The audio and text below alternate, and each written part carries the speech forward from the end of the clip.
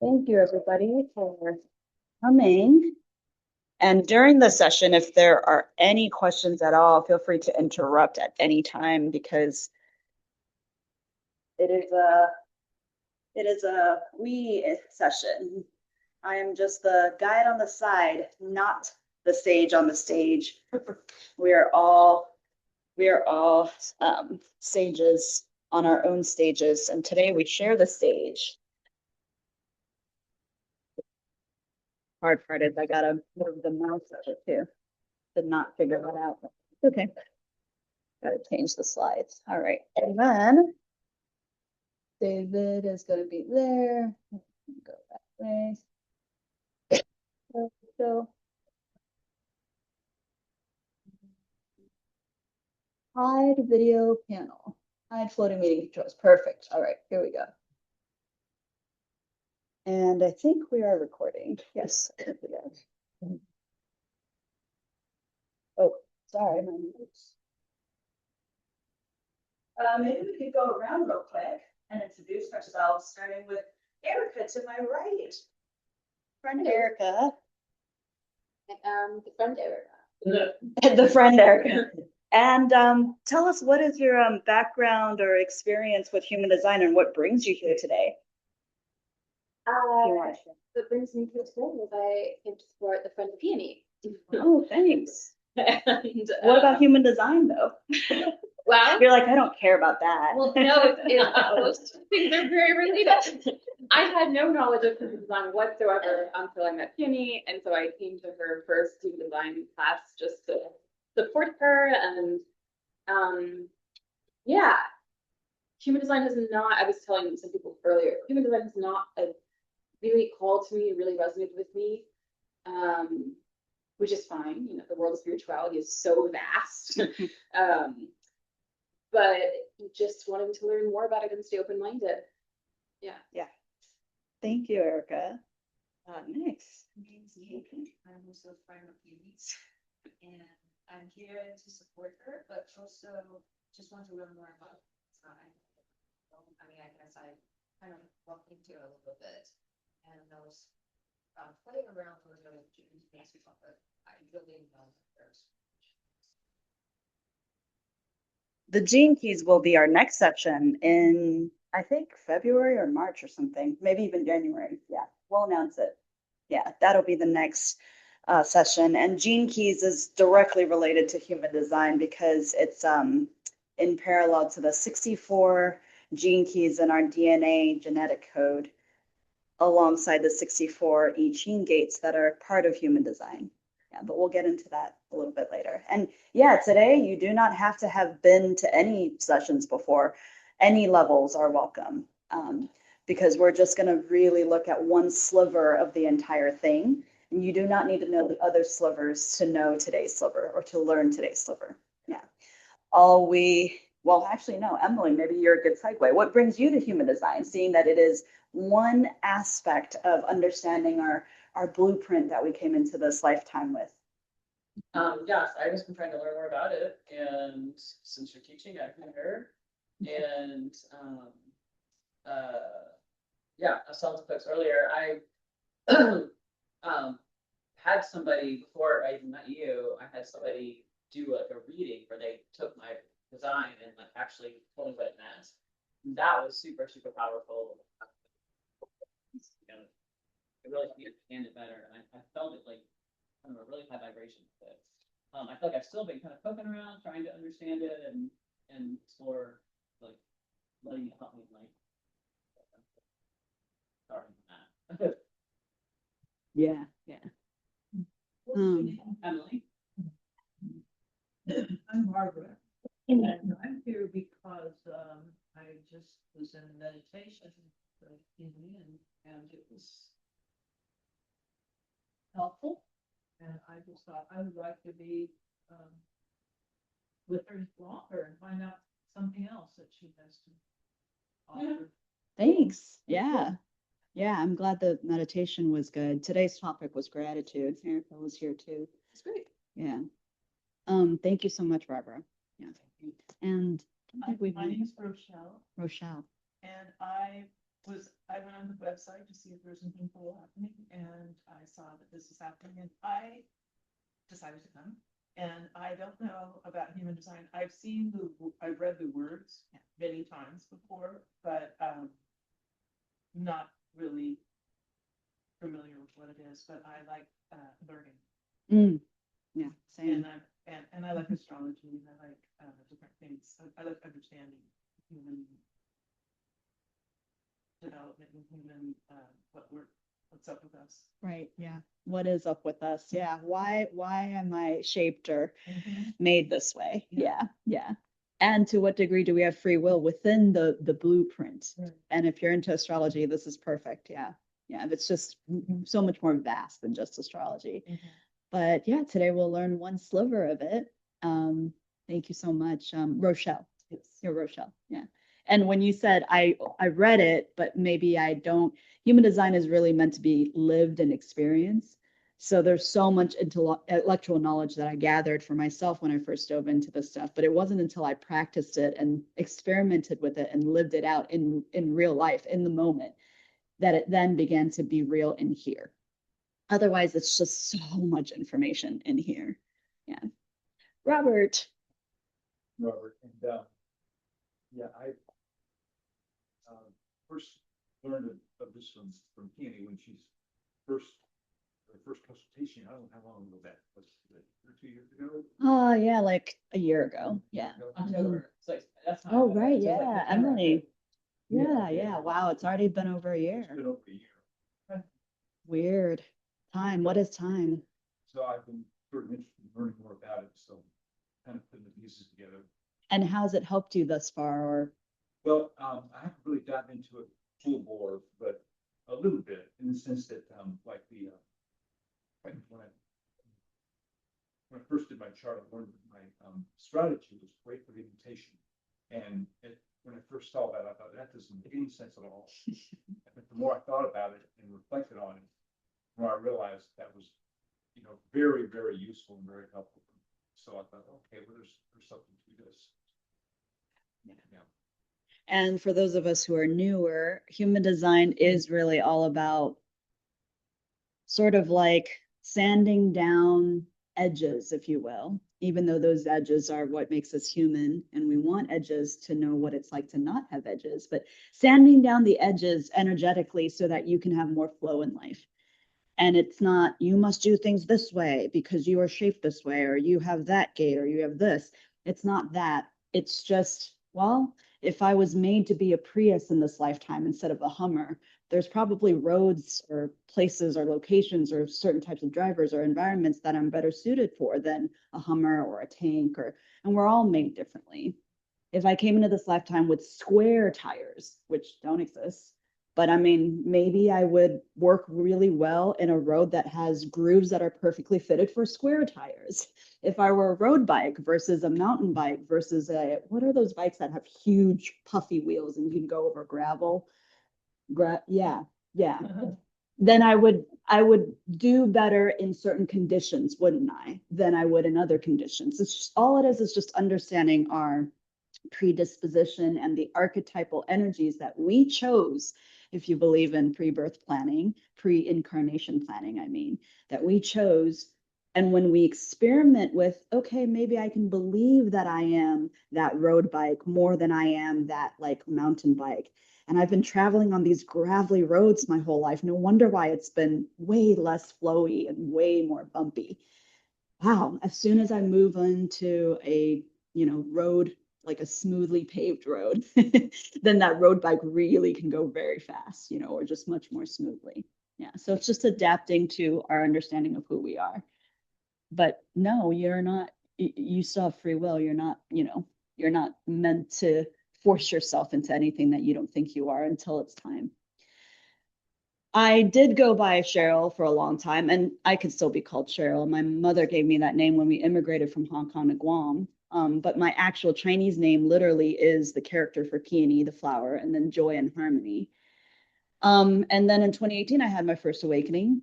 And then a few years after that, I discovered human design in 2021. But then 2 years ago, I had my second spiritual awakening. And then that's when I am still uncovering my human design, but really rediscovered what it is to live by certain elements that are in my chart. That's the long and the short of it. Let me see if I can actually minimize that. So if you don't already have your chart, Rochelle, I don't know if you do, but everybody else should have their chart. ahumandesign.com. And today, if you don't have your chart, that's okay. We can just absorb the information and you can spend the rest of the day looking it up. You'd get your human design chart generated by any free website. ahumandesign.com works really well. And these are the main elements in any chart. Okay, the biggest element is type because there's only 5 types: generators, manifesting generators, projectors, reflectors, and I'm missing one. One more. But it's the way our energy was built to move. Manifestors, pure manifestors. It's the way our energy was built to move or interact with in this life. I'm not a car person, but if you understand cars and engines, you know, generators are sort of the life force of humanity. We are the chi, literally the prana. We keep the engine combusted to run, right? But the spark that sparks the engine, when you hit the ignite button, right? It's not generator energy that's doing that. It's manifestor energy. They're the ones who are on this earth to really initiate that. They have that power to like really take ideas and initiate it, but they do not have the power to sustain stuff. It's generators that keep the combustion in the engine going.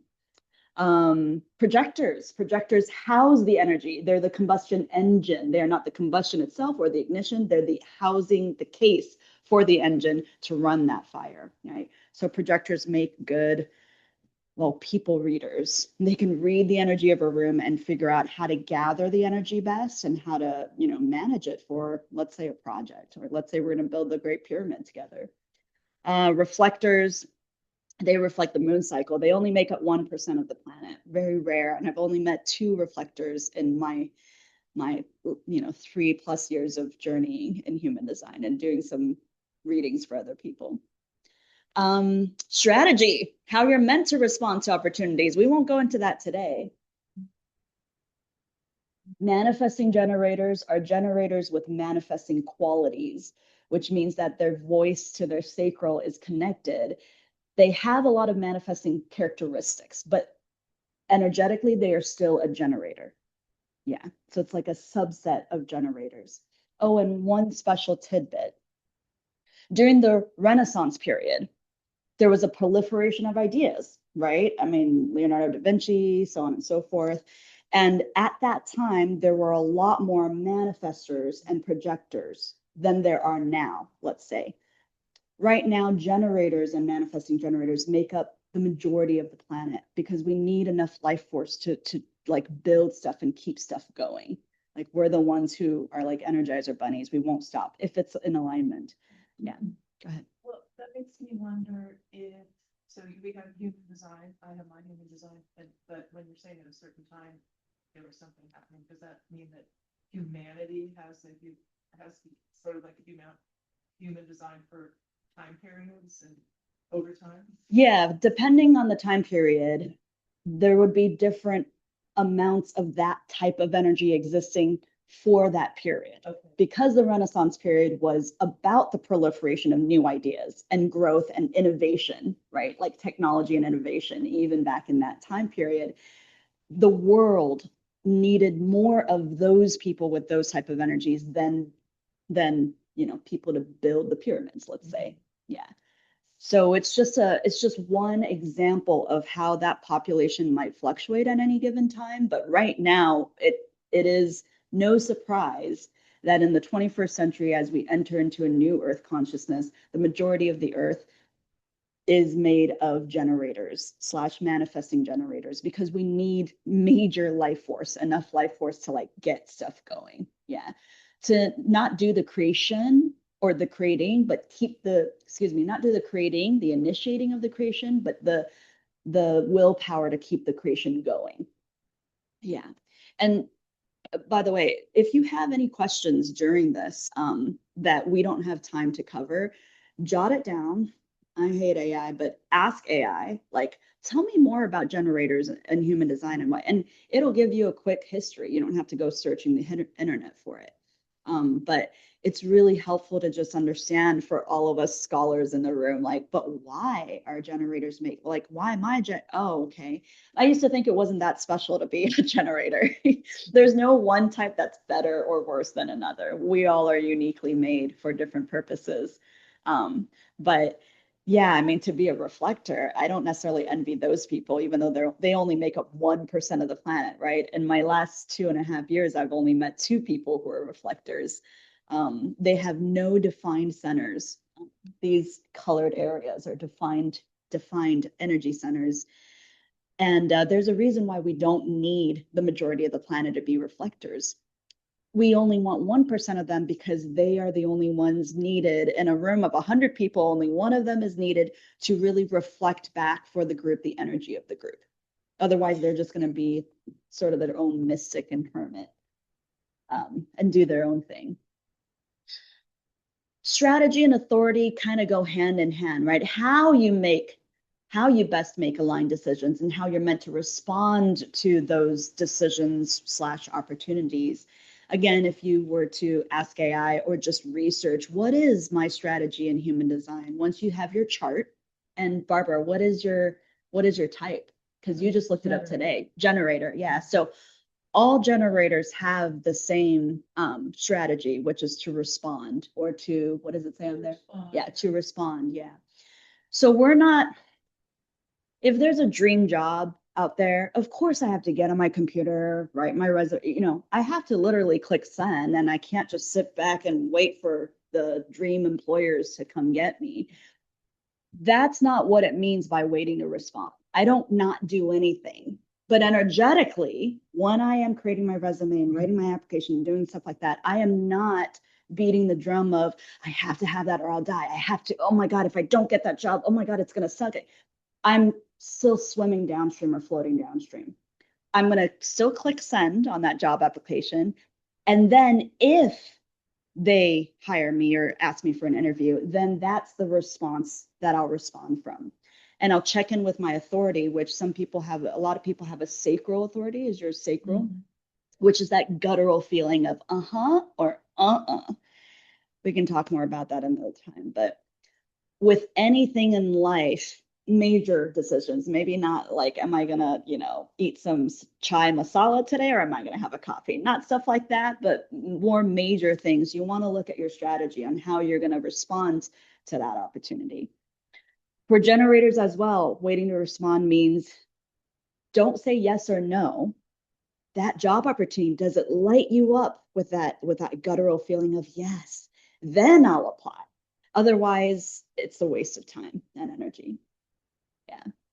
There's a whole lot more. There's something called a signature as well for generators, and which is still the majority of us. It's satisfaction. So it's a tell when you're living your aligned life, if you're feeling deeply satisfied, when your head hits the pillow at night and you feel, even if you're dead tired, but you feel satisfied, some sense of satisfaction because you've spent your energy wisely or well, or something that lit you up that day. That's your tell that you are in the right flow of life for you. Yeah. So it's such a useful tool, human design. Profile, yeah, there's 6 profile numbers and we're a combination of 2 of them. Again, complicated, but it's really fun to dive into one slice at a time. Don't dive into too many things at a time. Last month we talked about the Incarnation cross, which is really simple and awesome to just dive into for a day.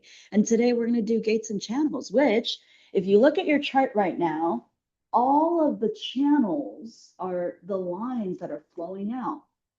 Okay. If this has a line flowing out from it, this graph doesn't show it, but your gates that are active would have a circle or a highlight over it. Okay. And right now you can see here that 44 and 26 are connected because this gate is active, this gate is active. So we've got a channel going. And that's what channel means. It's the type of circuitry you came in with, a type of wiring you came in with. And we'll talk about in more detail what those things mean. Any question about, at the broadest level, what type is, right? How your energy naturally moves and interacts with life. Are you here to initiate? Are you here to respond? Are you here to be invited? Projectors. Are you here to reflect? Reflectors. Are you here to amplify? Strategy is the way you're designed to engage. You know, there's waiting for an invitation, informing. Authority is your internal decision-making mechanism. Yeah, and then if your type, strategy, and authority tell you how to move in life, then your profile or your incarnation cross tell you what kind of a story you're in. So what do gates and channels tell us today?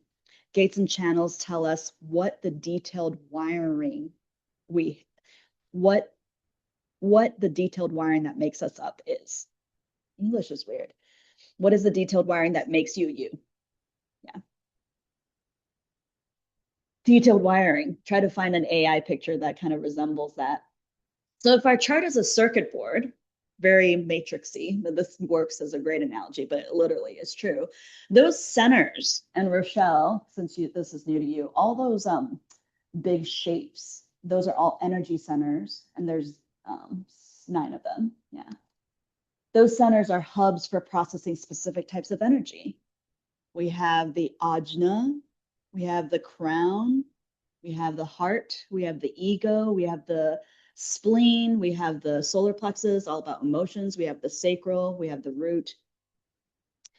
The gates then are the switches that turn that particular theme on. And then the channels are the wirings that carry that energy between centers.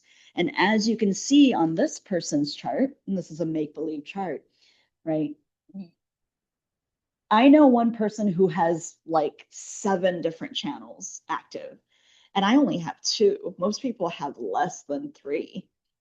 7 different channels. They came in to do some work in this lifetime, but they have so many active gates in between specific energy centers that are highlighted that, yeah, it's quite helpful to know those channels, because when I know that Robert has a certain type of channel and I have a certain type of channel, how are those 2 channels going to interact with each other? That also would spell out our chemistry, our compatibility, the way we relate to each other, friction, conflict, where we come in harmony. So it's really helpful to look at another person's gates and channels and see where friction elements come up or harmonious elements come up. Yeah. Usually people don't have that. Like if they do. Yeah. It doesn't mean anything. It just means they are them and you are you. Like,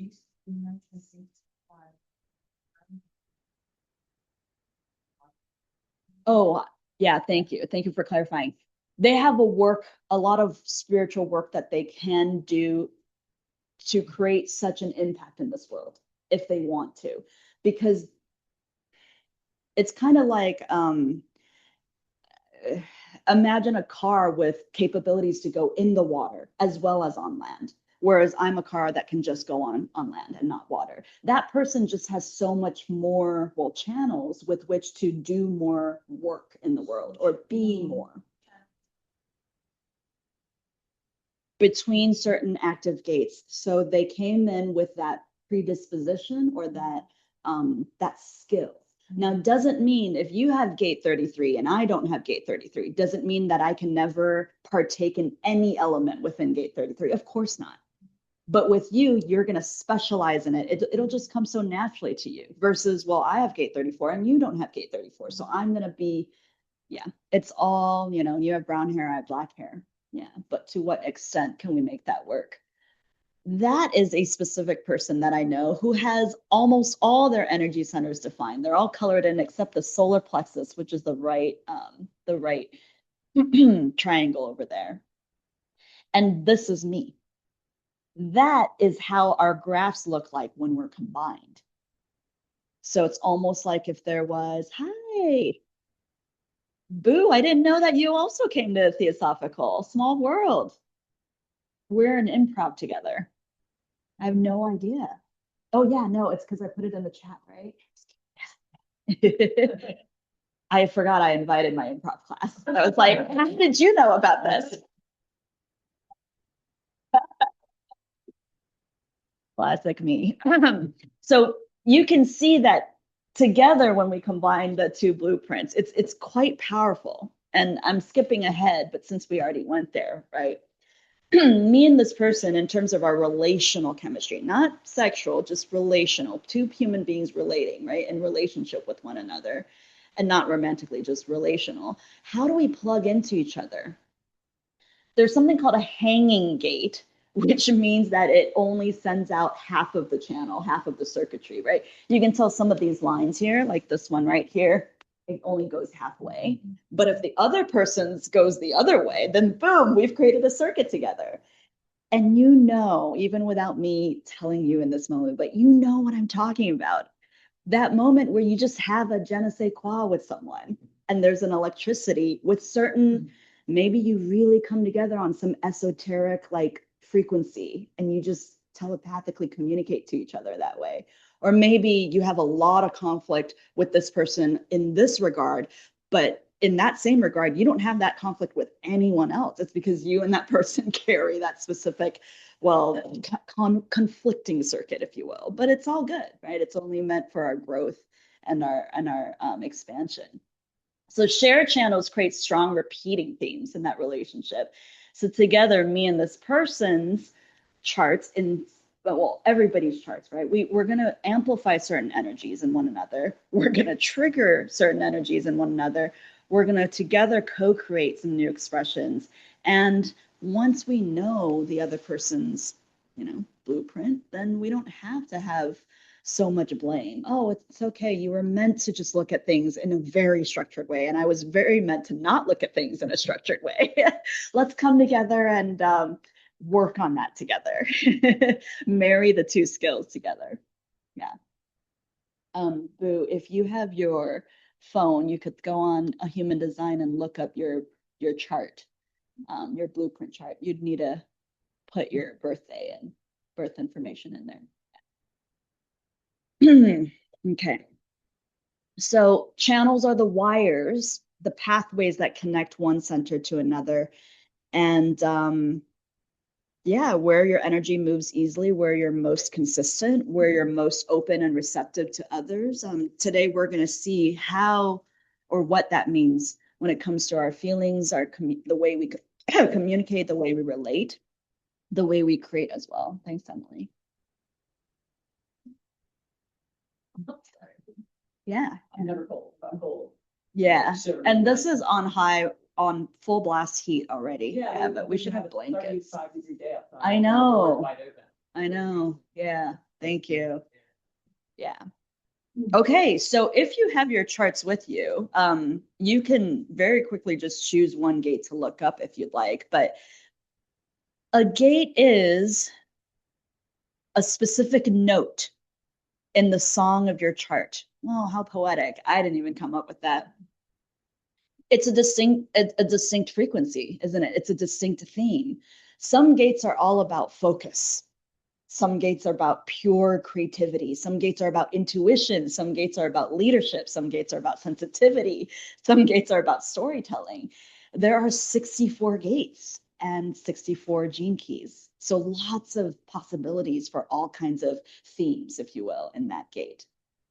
And each gate sits within a center. Okay, let me go back to this for a second. Everybody see that these numbers are specific to the root energy center, right? These numbers, these gates are specific to the spleen, so on and so forth. Gate 58 is very related to the root energy, right? Whatever that gate is about, which I don't even know specifically, but it's not going to be found, gate 58, in the throat chakra, because maybe it has nothing to do with expression, right? Maybe this is all about grounding and rooting oneself. So every gate in here is going to be tied to that theme of that energy center.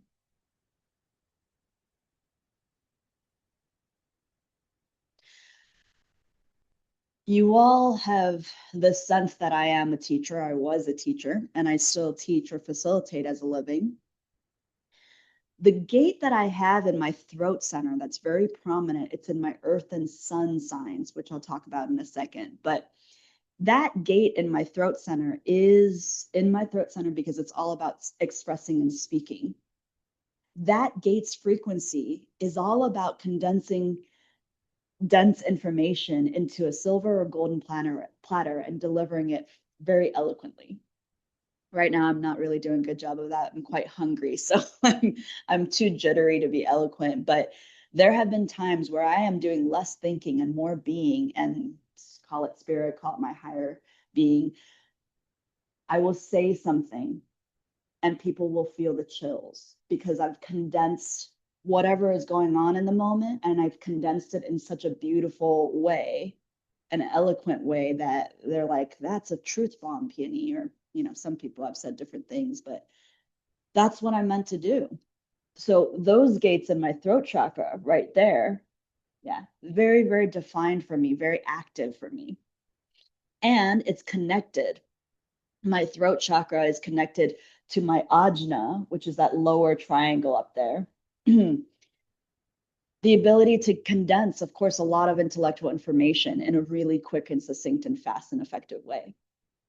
Because there's a channel that runs for me between here, then you naturally know that that's the translation of information, right? Throat, ajna. Oh, it makes sense that Peony would gather whatever information she has with her ajna, which is sort of like the CPU or the brain, literally, of the entire human design, and process it and then spit it out, kind of like Willy Wonka's like everlasting gobstopper machine, and condense all those flavors into one little neat gumball, and people can just whoop, pop it in their mouth and have a good time. Do what be inspired to do whatever it is that they're here to do. Yeah, but it makes sense that I have a channel connected from my ajna to my throat to do that, right? So the gates are your inner potentials, your reoccurring themes, right? They're the parts of you that keep showing up in your story, and each gate has its own gifts and challenges, of course. With every light, there is shadow. But we don't want to think of it as shadow so much as, well, what happens when Peony says the thing that she's going to say? And instead of inducing chills in a good way, it induces so much major hurt. The shadow side of that specific channel or those gates can do exactly that. My words have a more cutting effect than someone without those gates can have on someone that could very well impact them emotionally. And on the reverse side, can really lift them up emotionally, right? So every gate has gifts, every gate has challenges.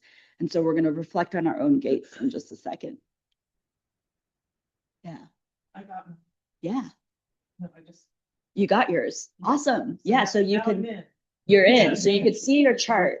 You could see your chart. Just take a look at some numbers that are highlighted.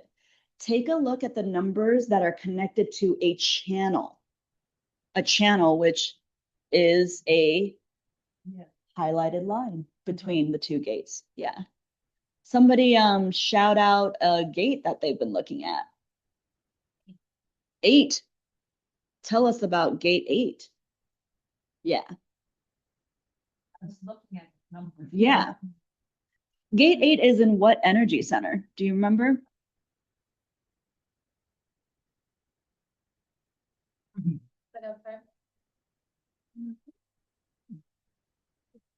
Let's see. When you say gates. Yeah. It's this Oh yeah, bottom the of this- the E. Oh my gosh, why am I blanking? The throat. Yeah, the throat. That's the throat chakra or the throat energy center. Yeah. So Katie mentions gate 8 because gate 8 is about making a unique contribution to the world by being authentically you. Of course it is in the throat chakra, because if it's about making a contribution, it's an output, right? The throat chakra is all about putting stuff out in the world. You're voicing it, you're expressing it, you're creating it. It is associated with inspiring trust and providing outlets for creativity. And that gate is so good at gathering people together for a common goal, which you do really well. Those with this gate defined have a natural influence, and those with it undefined may be activated by transits or other people. And speaking of unactivated gates, right? That's exactly any of the numbers on there that you don't have on your chart.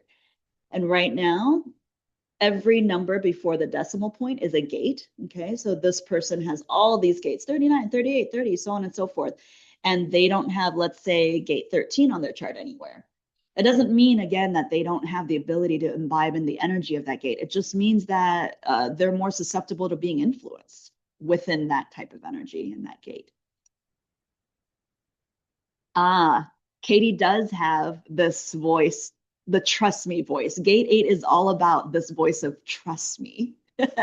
It knows what the destination looks like and can provide direction. Though you may not necessarily provide detailed directions on how to get there. But it is very much about influence and leadership, gathering and holding together. The shadow side, this gate is part of the individual circuit. We'll talk about that in a second. There can be feelings of melancholy. But when channeled properly, it can be a source of creativity, that melancholy. And I think that melancholy might be that, yeah, you're alone in doing the contributing or gathering. Yeah, but every gate has a shadow side, right? Every gate has a side where when harnessed in a less aligned way, it can create some impact that you may not like as much. Okay. Any questions or comments or anything so far? Feel free to interrupt at any point. Doesn't have an unactivated gate, meaning they still have it, it's not activated. Does that mean that if someone has those qualities, they're more likely vulnerable to that? When someone has an active gate that you don't have active, you are more susceptible to being impacted energetically by that frequency. Yeah. So when you look at your chart, do you see that there are, this one's not a good example. Here, I'll show you another one. There we go. This one isn't even color, so that's a good example.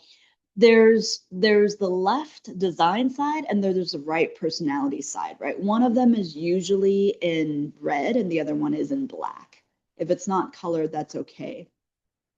But the conscious side is your personality. That's the right side. Those black gates, those are called the personality gates then, right? This person, who is me, 23, 43, 350, right?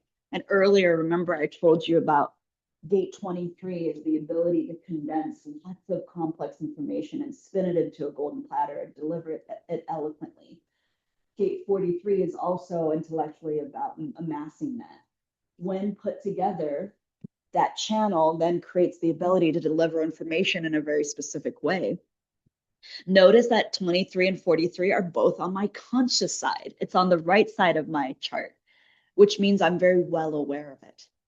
But as we all know, Carl Jung said, whatever you don't make conscious, i.e. your subconscious, if you don't know it, it's going to rule your life, right? And this side, right? What is Peony? What is Cheryl?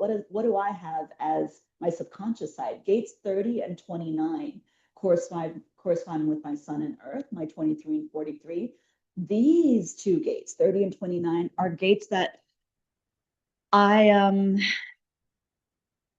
had to experiment with and learn and integrate them.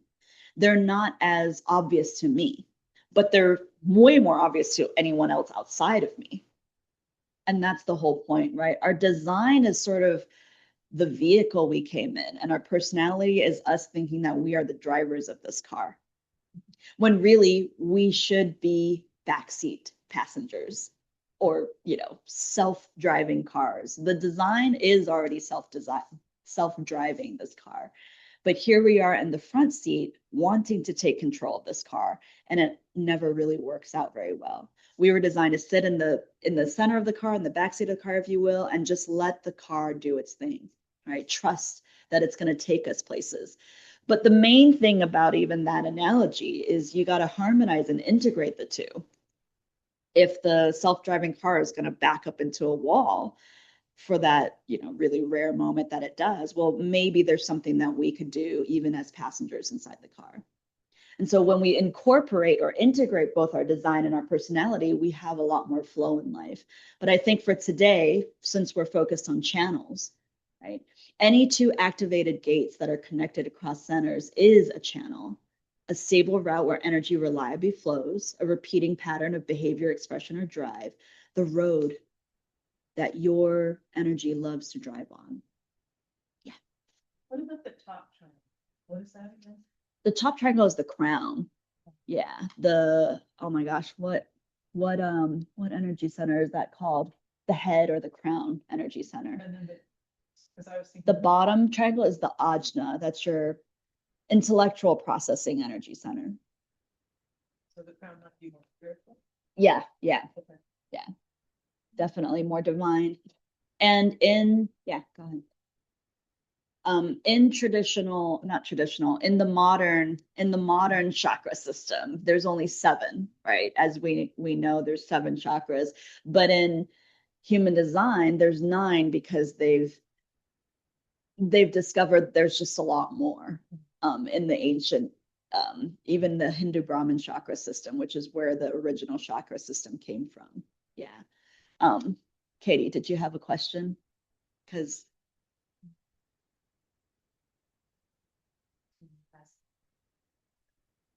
defined, does this have defined? Yeah. Defined centers are colored in and undefined centers are not colored in. Defined centers, it's the same thing as what Boo asked about, if you have an active versus an inactive gate.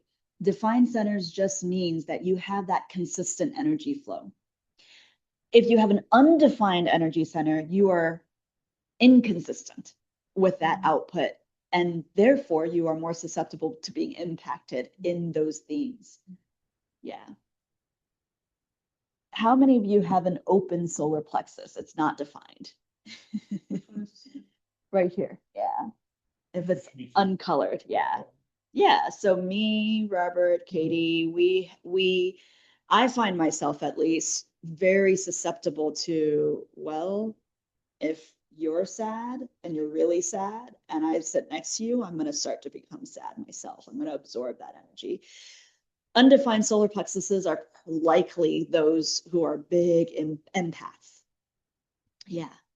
But at the same time, do we want everybody in the world to have defined solar plexuses? Well, that wouldn't work either because we need people to be impacted and therefore able to carry out whatever it is they're meant to carry out.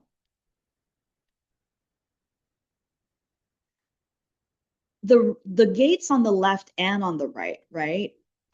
We'll start there. The gates on the right are the personality gates. And so again, they're things that you're going to recognize in yourself. If someone names those elements, you're going to be likely to say, oh yeah, that's totally me. But then the ones on the left, they're so automatic, you may not recognize them, right? They may even be invisible to you.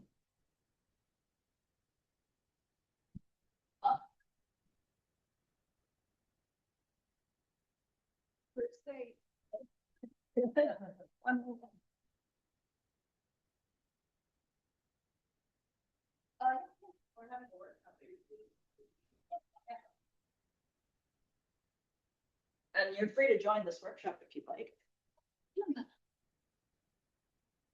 About human design. Both are equally us, though, the subconscious and the conscious, or the personality and the conscious. So some gates, again, might feel like, yep, that's obvious. And other gates would feel like, I don't see that at all. But people always tell me I'm like that. But if we don't argue with it, right, treat the unconscious gates as invitations to get curious. What if this is a part of me that I haven't fully owned yet? And that's really helpful. The magic always happens with integration, which means integrating both the conscious and the unconscious sides. And gates are just one way to do that. Okay, and channels, right? The channel. When both gates at either end of the line between the two centers are activated, that is a channel. And when that happens, you have the road that your energy travels on consistently.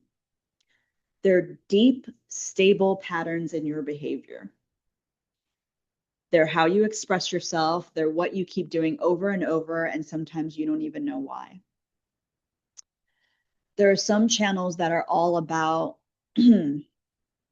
there's some channels that are all about processing and sharing ideas, right? Some channels are all about providing clarity over time. Some channels are all about guiding others towards direction or purpose. Some channels are about working or building in a very steady way. And, you know, in a city, we have both buildings and roads. So if the buildings are the centers, then the roads are the channels, right? Your chart has its own structures and routes. So how does your energy like to run? On a grassy knoll or on a concrete pavement? You know, what kind of route does your channel travel in? Or what kind of road does your channel travel in? Yeah, so I guess we already did that. So because we're going a little bit deeper into channels, you know, and honestly, we could just have like a 40-hour human design workshop, even just on gates and channels alone, because there's so much to go through. But this has been helpful for me to know, and I've only re-found out fairly recently, you know. It's fun to re-go back into stuff you've learned and realize, oh, shoot, I've lived that out recently, especially in relation to some other person in my life. There are 3 main circuitry families when it comes to channels, and you could look your individual channel up directly. If you have a lot of individual circuits, it's very much I'm going to do things my way or this way. It's very unique. It's not a bad thing to do things your way. But then if you have a lot of tribal circuitry, this is all about working in relation to someone else. You need a lot of mutual support. You're partaking in a lot of resources. And then with collective circuitry, if you look at your chart and you see tons of collective circuitry, it means that you're here to partake in storytelling. You're here to provide a canvas upon which many people can draw on. And I think a lot of teachers and healers have a lot of collective circuitry because they're here to teach and heal the collective. Your mix will naturally show you how you serve and influence others.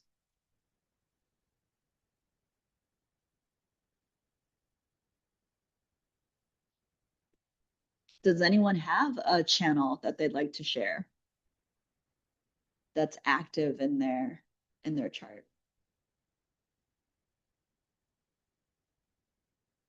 What if the channel has 2 colors in it, like it goes, it's like gray and then it becomes more pink?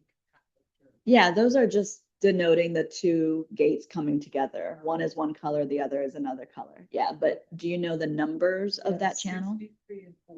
63, 4. So channel 63, 4. This is awesome. Notice that channel 63, 4 is, I'm going to use this. Okay, 63, 4 is in here. So for Rochelle, right here, everybody, 63, 4. So both of those are highlighted or active for you, and this line is colored in, right? Yeah. What do you think, based on the fact that it's between the ajna or the intellectual center and the crown, what kind of frequency would that channel have, just off the top of your head?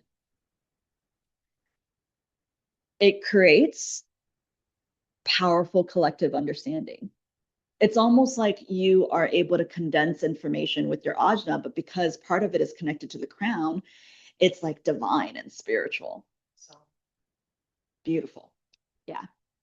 And so channel 63-4 is all about looking for patterns, asking what if scenarios, finding concrete answers, and having a questioning mind driven to find those answers and patterns. Maybe you do that through songwriting and everything else. Yeah. I think it drives people crazy. Sure.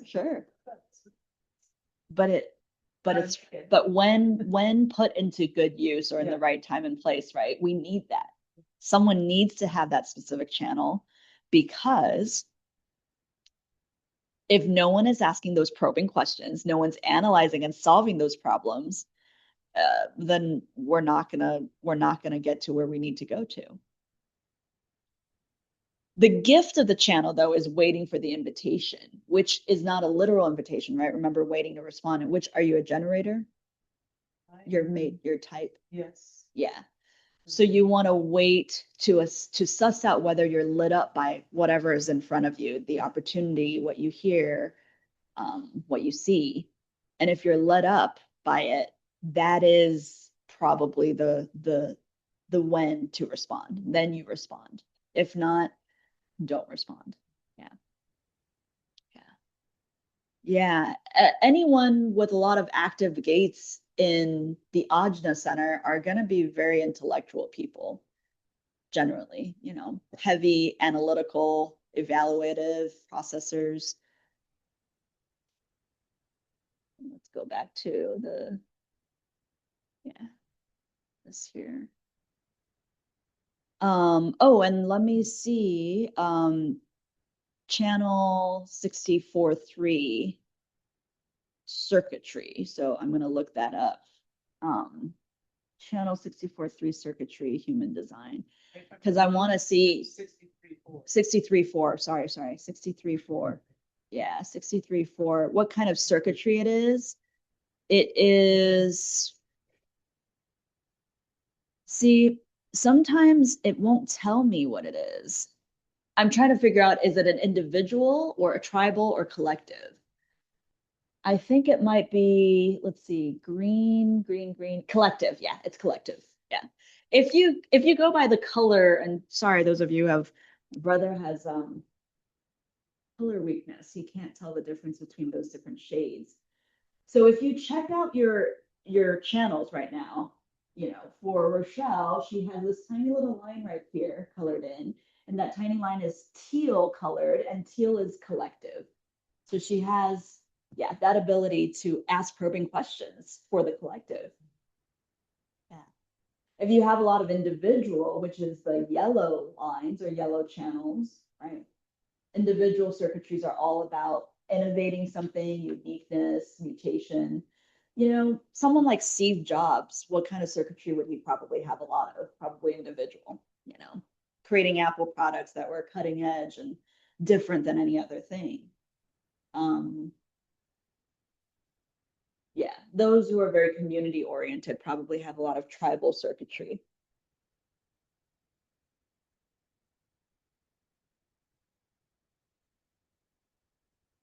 See, for each channel, you could even ask yourself, where am I most consistent and reliable? What do I always do almost without trying? What do people naturally come to me for? When does this channel feel like a superpower? When you feel the flow of that channel, do you say, oh, this is exactly what I'm made for? So cover channels, right? How gates show up, red and black, conscious and unconscious channels, and then circuitries. Yeah. But the circuitry thing is really deep or deeper. I would recommend just looking at different gates and just sort of seeing the light side of it and the shadow side of it. And by the way, whenever I say gates, you can also look interchangeable with gene keys, which is more Richard Rudd's work. So what Rochelle said, right? She'd look up gene key 63 and 4. And the way that that's described is going to be a little bit different than the I Ching gates or the human design gates, but you'll see the overlapping themes. Yeah. It's all one big bucket, but Richard Rudd's work is specifically on the expression of gene keys, which is just, I think, a different way of looking at it. Yeah, a much more scientific way. But it still has a light side and a shadow side, or they call it the Siddhi, Siddhi in Hindi. Sort of like your dharma, or what you came in here to integrate. Yeah. Okay, so when we reflect on our key gates, right? If you were to look up just a few, and I recommend looking up your top ones. Okay. These are the 4 main gates that make up your incarnation cross, which we talked about last time. For me, it's 30 and 29. Ignore the number after the decimal. 23 and 43. If you just go home tonight and examine only those gates, that's enough to get started.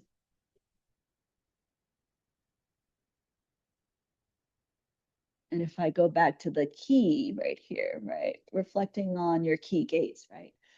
Where does that theme show up in my life story? It probably has something to do with what you do for work in some way, shape, or form. And if it doesn't at all, maybe something to consider. When am I at my best in this gate, right? That's the gift expression. And the city, the shadow side, when am I in its shadow? Boy, when those gates of mine are in the shadow form, it explains all the conflicts I've had in my life.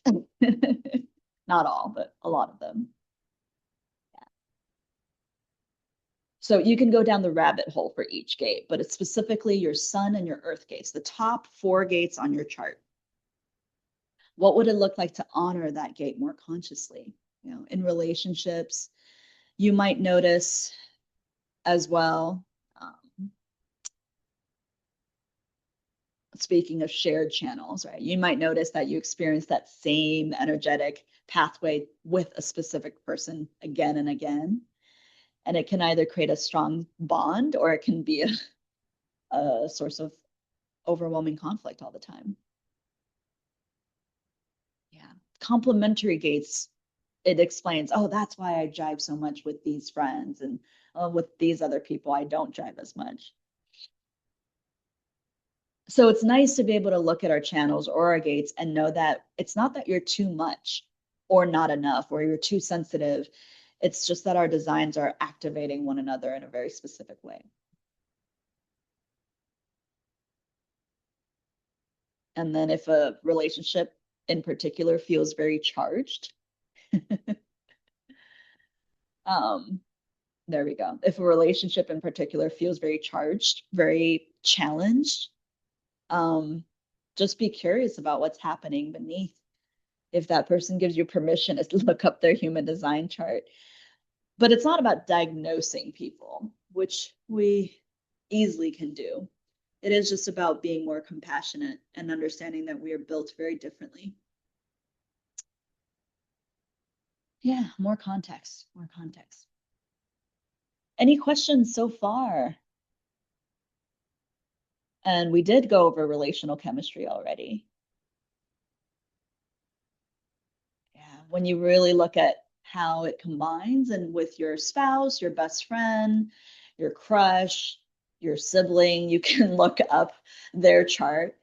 And on certain websites, you can then combine them. It'll combine them for you and it'll tell you precisely, yeah, these are the channels that you have in harmony. These are the channels you might have some conflict in. And these are the channels where you might overlap a little bit. Yeah, shared channels, complementary channels.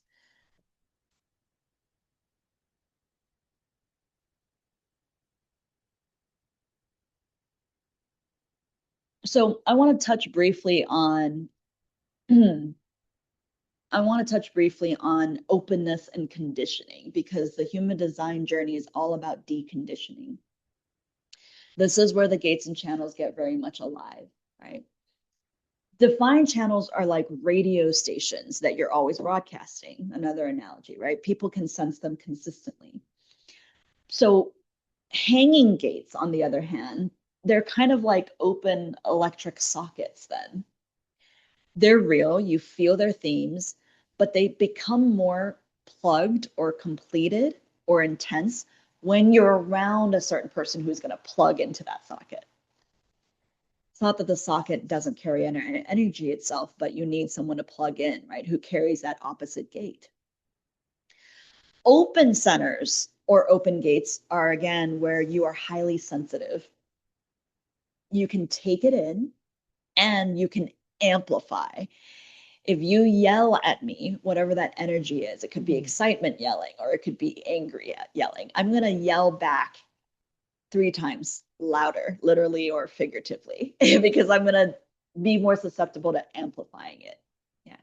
And when done right, you want someone to amplify certain energies. And when it's not the right time to amplify it, that can lead to, well, a big fight, which isn't bad. It just helps you to know, okay, it's because I can amplify energy. I can sample everyone's energy really well, and I can make the environment either better or not so better. depending on what that environment is. So is this pattern mine, or does it get stronger around certain people? You can ask yourself that. Do I sometimes over-identify with energies that only show up in certain people or certain contexts, right? And this is where you can become very wise about the kind of energy that is in others or in yourself, because you experience different versions of even yourself when you're around certain people or different people. So the more we understand our defined and open areas, the more we can depersonalize some of this stuff, right? Depersonalize the heaviness and say, well, it is how my circuitry works, but I do have a choice in how I respond, which really greatly helps. Yeah. The ajna, all about that intellectual capacity, right? Mental clarity, conceptualization. G center, my G center is open. So all my life I've flitted between different identities.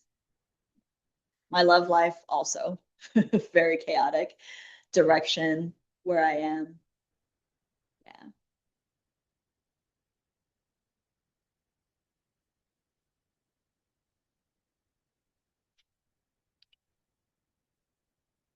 Any questions so far? Ah, we already talked about this. Hanging gates, right? Attract the other half. One half of the one end of the channel is activated, kind of like a socket without any plugs in it. Open centers, my solar plexus with Robert's and Katie's solar plexuses, which are very open, highly sensitive. And so if you look at this chart here, which is mine, I think. Yeah, it is mine. 37, 22, 55, and 30, when I look at the shadow side of those gates, and then I look at all the emotional conflicts I might have in my life or emotional challenges, it totally then makes sense as I gather the sum of all those energies in my solar plexus and see, the shadow side, it's so easy to go there or activate the shadow side because I have an undefined energy center there. So I think I'm gathering about the light colored center areas. And that Yeah, undefined, no undefined. colored. Yeah. But what about the defined ones? What is, they aren't as easily influenced, but does that mean that they're confident in themselves or something? Not necessarily. It's not about confidence. It's about the consistent wattage of that energy, if that makes sense. And I say wattage because it's the power of it. Not even necessarily strong. It's just consistent. It's just less susceptible to being impacted. Okay. And so you're able to harness that energy much more easily. Yeah. If you just dive into one aspect at a time, again with human design, if you just ask AI, tell me the difference between a defined and an undefined center, yeah, it would greatly help. Yeah. AI could just be teaching this workshop. What am I doing? This is what I wonder. No. I mean, there's only. Is it? Thank you, Boo. Wow, that's so. Yeah. Is it going to inject us at a certain point when it has like personality consciousness? This is like personality aspects. Yeah. Yeah. Manufactured this type of presenter. And it tries to act like it knows what it doesn't know. So we don't want that. There's a good balance, yeah, to be had, isn't there? Perhaps we can harness AI to just gather some information, but the human still needs to step in at the end of the day and deliver it ultimately. Yeah. So I have a lot of issues or challenges, I should say, with overgiving.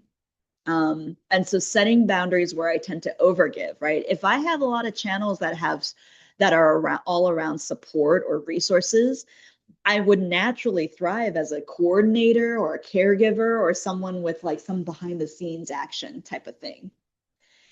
So that's why setting boundaries is important, right? But that same channel that allows me to overgive makes me a great listener, perhaps, or it makes me a great fixer, or it makes me a powerhouse that won't need rest in order to accomplish something. So there's always a yin and a yang side, a good and a bad, if you will. But if you don't look at anything as good or bad, better or worse, and they're just, you know, unique snowflake parts of you as opposed to someone else, it just allows me personally to accept myself a lot more, knowing that, okay, this isn't just some kind of bullshit that I've come into this lifetime with. I decided this and I wanted this and I chose this off the shelf as I was going through the supermarket during the pre-birth incarnation process. And my guides were like, do you want to choose that? You don't have to. That's going to be challenging. Choose something else. And I'm the one who insisted on, no, I want that.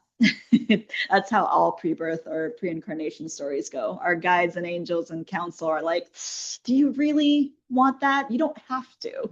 You don't have to do that level, or you don't have to have that archetypal, like that wound or that shadow. But I want it because I want to experience it, to know it and transcend it. Yeah. All right. Living in alignment. I think that's one of the last slides, right? Saying yes to roles that match your strongest channels, setting boundaries, creating environments that support that circuitry. Small adjustments make big shifts in ease and vitality. But most people, just to put this out there, most people with human design start with your strategy and your authority and your type. Start there as an umbrella of how you're living in alignment. This gets really granular, but I mean, it's so helpful. There's no one right way to do it. You can start here and then go to your strategy and authority too.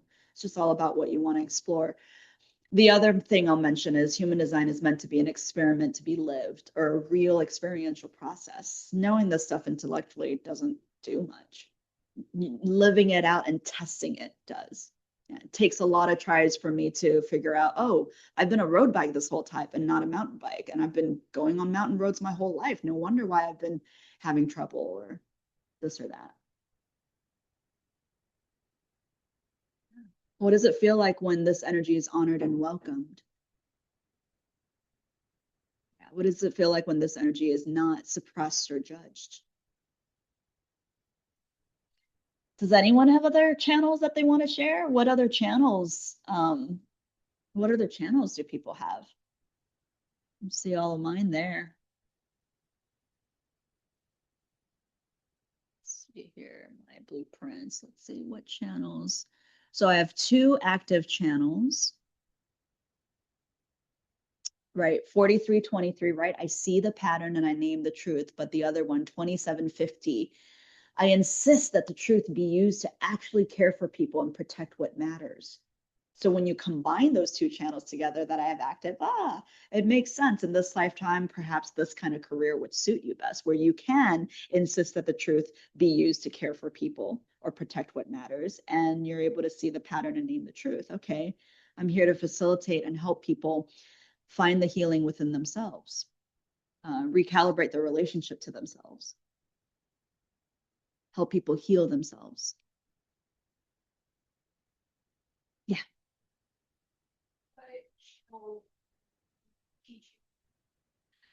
Teaching has a lot to do with the voice chakra, or excuse me, the throat chakra channels. So anything in that middle box, 62, 23, 56, 16, 35, in that middle box right there, a lot of those gates have a lot to do with teaching, because it is about the output or expression of information.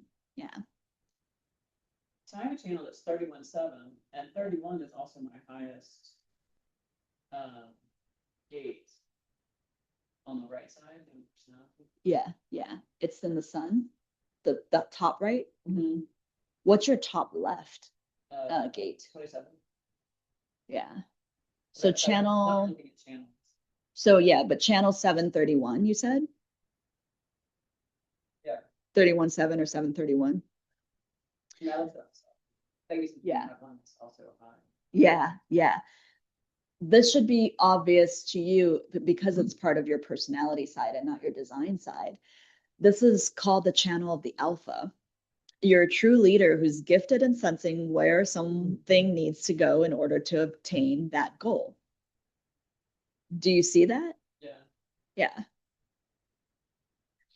Because gate 7 is all about empowering others, guiding others, and unifying others. And then it looks to gate 31 for for that ability to be able to listen, to learn, and serve the people you lead and assume a leadership position to be in that unified voice. So gate 31 looks to gate 7 for support and accessing that inner power and strength. Yeah. Now, the only element about this channel is that, and are you a projector, Emily? No, man, You're a manifesting generator. So waiting to respond, you're still going to wait for yourself to be lit up to express the energy of that channel. So when you feel that excitement or you feel like a uh-huh instead of a uh-uh, that's when you would want to really step into those gate 7 and gate 31 energies. Yeah. Yeah. Question. Yeah. So in her case, let's say 7:31, what if someone has just 7 and opposite 31? What does that mean In relation to her or just for that person? for her? Then you just Google stuff. You can Google Then you gate have that 7. gate. Yeah, you have, like, for me, I don't have either. Yeah, then Emily just has more of a disposition or skill to imbibe in the energy of that, especially in the light frequency. And when unaligned, the shadow part of it could be impactful too. But I'm susceptible to it. It doesn't mean I never can show any quality within gate 7 or 31. It just means that I'm going to be really impacted by her expression of gate 7 or 31 or both. Yeah. And gate 7 and 31 are part of the collective circuitry. So you're having that collective impact. Yeah. Yeah, I Yeah. had noticed the other day that one of those channels, the lady who did that initial reading, it's like, oh, 3 channels, that's, average-ish, slightly more than average, but I had noticed that one of them was that high. Yeah. Yeah. So you have 3 channels. Yeah. Yeah. Yeah. I only have does anyone here have more than 3 channels? Yeah, just 3. Yeah. Yeah, you have 2. But they're not, continuous, they just go halfway, right? Yeah, not the halfway, the continuous ones. How many do you have? Yeah, you should have maybe 2 or 3. Most people have that. And my friend up there, my buddy, he has 6 channels, which is incredible. I should tell this person about it. I've got just one, it's just one very far above that. Yeah. 48 to whatever, 16 or whatever. Right, right. It's the idea that What is you that? should be 2, 3, 4, It's 48 to 16. 4. I Yes, think he one. has 4. Yeah, never mind. Maybe not 6, but It's on the very outside, and it's 48 and, 48. yeah. 48 is in, yeah, the splenic authority. It connects to your 16. Right, yeah, but both of them are dark, so I'm assuming they are. Yeah, 16. do they have a colored line in between them? Yeah, yes. 16 and 48. I think it's those 2 numbers. So channel 1648, it is the channel of depth because it's between your throat and your splenic. It is also called the channel of the wavelength, which is interesting. Okay, so and it's a collective circuit. Here's the highest expression of that channel, okay? That talent has to be earned through hard work and commitment. You're dedicating to perfecting your skills. You're rewarded with resources to continue practicing and perfecting those skills. And you have an energy and love for your unique expression of talent. But you can probably tell what's coming. The shadow side of that, right, is when one might lack direct access to the energy to practice the mastery of that. When one might lack the ability to gain or purchase resources to begin or continue that path of mastery. When one is too obsessed with doing things the right way. We talked about that. When one is paralyzed with fears of inadequacy, and when one is overly prepared or over planning, right? So look into the highest expression of that channel, or just even those 2 gates. Emily, for you earlier, I mean, the highest expression of gate, the channel of the alpha, right? You have logical leadership because you've tested and it's based on tested and established patterns that other people can follow with certainty. You lead with influence and not so much authority, which is even better. You're super attuned to your people, and especially you lead them to better health and efficiency. You understand patterns and trends, and you share them with others so that they can also understand. The challenge or the shadow side is losing touch with the people you lead or leading the wrong people. Waiting to be recognized into leadership positions, using your influence to manipulate others for personal gain, or rallying others around some personal belief rather than what is good for humanity, which makes sense for that channel. Yeah. You mentioned like, when was referring to a specific person. Yeah. Sorry, on the slide right there. And you're like, wow, he has Yeah. channels open. That's incredible. Or 5 days. 5 active channels. Five Yeah. active channels. Mhm. Is the goal that as you evolve, all of these channels are open? To have a greater chance? Is that like an ideal thing? Hold on, let me 3. Yeah, he has 6 channels. I don't know why that graph doesn't quite make me show the channels, but the goal is to accept who we are. It's not to change what is already our blueprint, I would say. No. I don't mean one like skull. I mean like as we continue to Reincarnate? and reincarnate and grow. Like I guess it's like also plays in the idea that we have more spiritually evolved and less spiritually evolved people. Right. But if assuming that there's this trajectory, we have more spiritually evolved people and less spiritually evolved people who are on some sort of path. Yeah. As we progress along the path, is the idea that more of these channels will be open. Or active, you mean? That could be. It could be. Even the idea that, because with all the pre-birth planning books, I mean, yeah, we would have to just foundation what we're talking about on the premise, which may or may not be accurate, right? That there is more spiritually evolved and less spiritually evolved. Because when we all go back into the planning room at the 5D level, there is no more or less. Like it's just like you have curly hair and I don't have curly hair. That's just different differences. I don't know to what degree, because what they say with karma, or not even karma, like spiritual growth, okay, I didn't get a chance to really imbibe in compassion in that lifetime, but doesn't necessarily mean the next lifetime I will choose to fulfill what I didn't imbibe in, not necessarily. So does that mean that I'm lesser than for not having imbibed in that gate circuit, that element? Not necessarily, but I can definitely see the possibility of what you're saying. Yeah. I think another way of saying what you're asking is having all that open and everything, that mean that you're more well-rounded person. That's what I ask it. I don't know. Potentially, or I was thinking of it, I mean, that's a great way of putting it. I was thinking of it like adaptable. You can adapt to any circumstance. If you need to be a leader in one circumstance, you can be a leader. In another circumstance, you need to be more reclusive. Yeah. And be more of a follower, and you can adapt in that circumstance. But you don't really have a strong, like sticky sense of personality. You can just shift into whatever is in that moment. Yeah. Yeah, I guess I was thinking like, what would like the Buddha look like? That is the benefit of having an undefined energy center, is to be more adaptable, because you have an inconsistent output, or you're more susceptible or sensitive to the external forces. But yeah, what would Jesus or actually we do know, according to some people who have posited on Jesus's human design.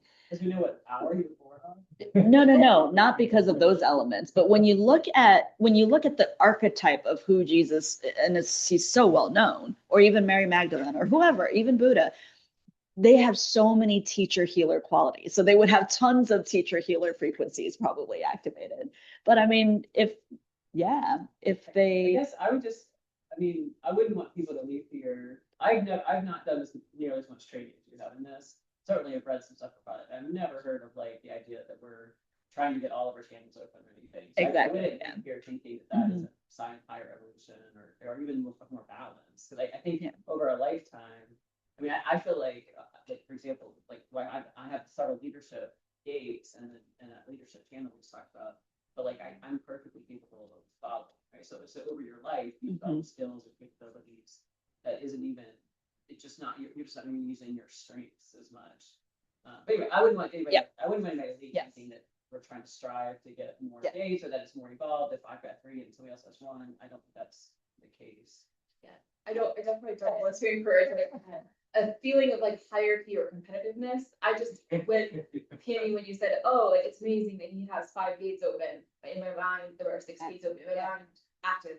In my mind, I was like, oh, is there like some sort of like characteristic, like assignment of like, it is better to have more gates active? That's why I asked, but I don't want to encourage like hierarchy or yeah. What? Yeah.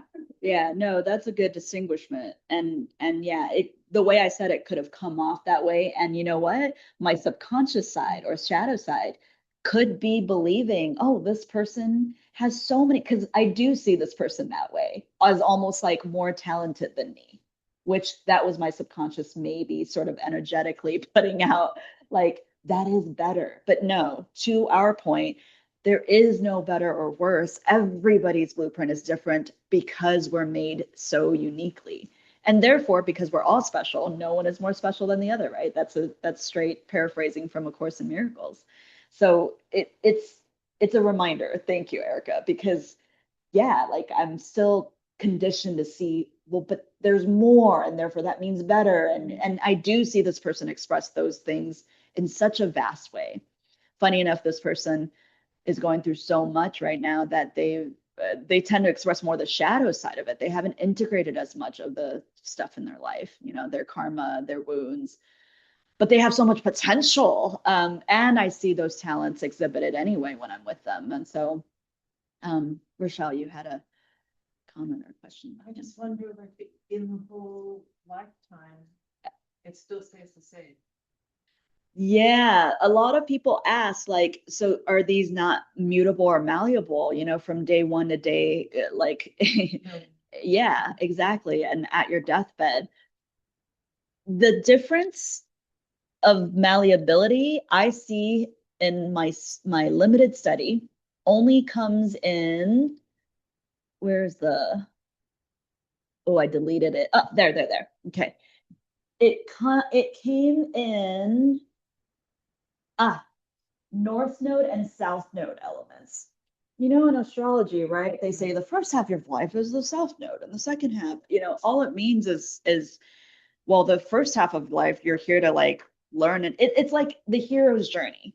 You can't have all rising, or all climax, and then no like downward spiral storyline. Like everybody's life has a general arc where, well, you're there to defeat the monster, and you have to grow and change and expand yourself to the point of being able to defeat that monster. And even then, after you defeat the villain, the monster, the bad guy in your own hero's journey, you still need to integrate all of that and bring it back to your status quo, your daily life, your real self. So in that sense, the trajectory is that there are certain elements, especially on your unconscious side, that you are here to really like mess up in the first half of your life, or generally speaking. You got to mess things up first and not be a hero in order to then be the hero, right? Every protagonist is not the protagonist. Well, they're the main character, but the main character is not the hero until they do the heroic thing that makes them the hero. And we all have to work up to it. So in that sense, yeah, there's a trajectory, but no, it doesn't change the pattern that you came in with. I would throw into what you're saying. Like I led large scale teams in the earlier part of my career, and I'm not working now. And so I'm gonna say the flip. Like I did a lot of that leadership out of that strength. And now looking back, I can see why certain things felt really juicy and good. I didn't have the language for it back then. And I would say now though, at this age, I have a lot more skill And so like, if I were to be in those kinds of roles now, I would not only be able to be much more sensitive to like, where's the juicy part, but I'd also be much more skilled at using my experiences and using those capabilities than I was before. So in that way, to me, it would richen, or like kind of deepen and get more rich, but not necessarily change. It does, yeah. And whatever is Emily's subconscious side as well, or her design side, she's very well aware of during that immense like prolific part of that career chapter. Perhaps a lot of these gates were very like well known to you or expressed or you were conscious of it. But now when you look at maybe the shadow side of some of the left side gates or the unconscious gates, some eureka moments might come up and be like, oh yeah, no wonder why that kind of went sideways, or that was too intense or not intense enough, or whatever happened in that career. Yeah. I'm just packing some old stuff and I was looking back Right. at some things from then, and there was a constant intent for me to like make my team like happy, and I hired a lot of them, and like there was a lot, so that sense of leading for the collective was like very present, which is so fascinating to look back at. Yeah. Yeah. So hopefully from information to embodiment, right? It's human design is such a lived experience. There's so many things that I read about ages ago and that I only then came back to, and it hit me like a ton of bricks. So yeah, hopefully you have a little bit more understanding of the what's of what you came in with. And I say what's and not who, because the who of who you are can never be altered or changed or touched. That's our higher self, if you will, our soul, our higher soul, our true divine self. But the what's are certainly super, things, toys to play with, if you will, and they can even be adaptable and changeable in the sense that not that the blueprint changes, but the way it's expressed or not expressed can change for sure, right? Yeah. And then with gene keys, the whole premise of that is, well, gene keys, genetic keys, when activated, we all came in with they say, right, the disposition for cancer. We all have cancerous cells. It's just, what are the cells doing in the moment? Oh, it's not defined as cancerous if it's not doing a certain thing, but it doesn't mean that in its very nature, the potential for it isn't there, or the print for it isn't there. Sorry, cancer was very, cancer is not a great thing, but then look at something good, such as all the skills within each gate.